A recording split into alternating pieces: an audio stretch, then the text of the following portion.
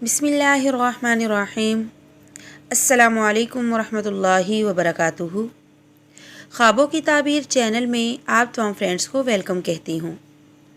आज की वीडियो में हम बात करेंगे ख्वाब में शादी देखना, ख्वाब में अपनी शादी देखना या ख्वाब में किसी की शादी देखना, ख्वाब में कंवारा लड़का या लड़की का अपनी शादी देखना, ख्वाब में ऐसी लड़की या लड़का शादी देखे जिसकी मंगनी हुई है तो उसकी क्या अलामत है, और ख्वाब में मरीज़ का अपनी शादी देखना, और ख्वाब में दूसरी शादी करना, ख्वाब में शादी करके बीवी को घर लाना या ना लाना।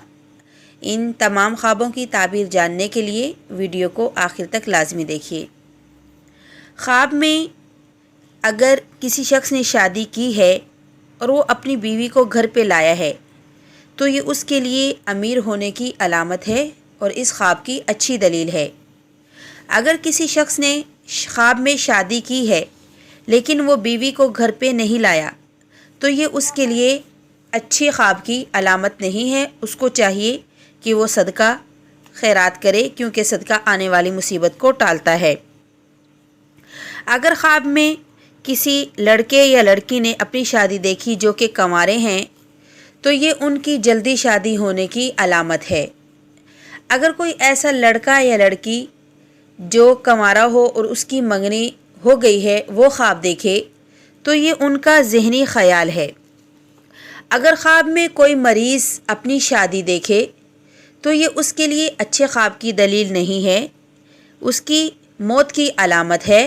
ऐसे मरीज़ को चाहिए कि वो सदका खैरात करे।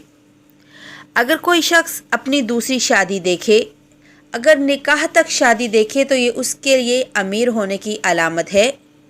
अगर आगे बारात और खाना वाना सब देखे तो ये उसके लिए अच्छे ख्वाब की ताबीर नहीं है। इसी तरह अगर कोई शख्स ख्वाब में किसी सियाह औरत से शादी करे और उसका छोटा कद है तो सियाह रंग जो है वो मालो दौलत पर दलील है और छोटा कद जो है उसकी कम उम्र की निशानी है। अगर कोई शख्स ख्वाब में किसी तवाइफ औरत से शादी करे तो ये उसके लिए बहुत ज़्यादा अमीर होने की अलामत है। अगर कोई शख्स ख्वाब में देखे कि उसकी बीवी की किसी और से शादी हुई है तो ये उसके लिए अच्छी अलामत नहीं है, उसको भी चाहिए कि सदका खैरात दे। ये थी आज तक की हमारी वीडियो, आपको अच्छे से समझ आ गई होगी। अगर आप भी अपने किसी ख्वाब की ताबीर जानना चाहते हैं तो आप कमेंट करके पूछ सकते हैं। अल्लाह हाफिज़।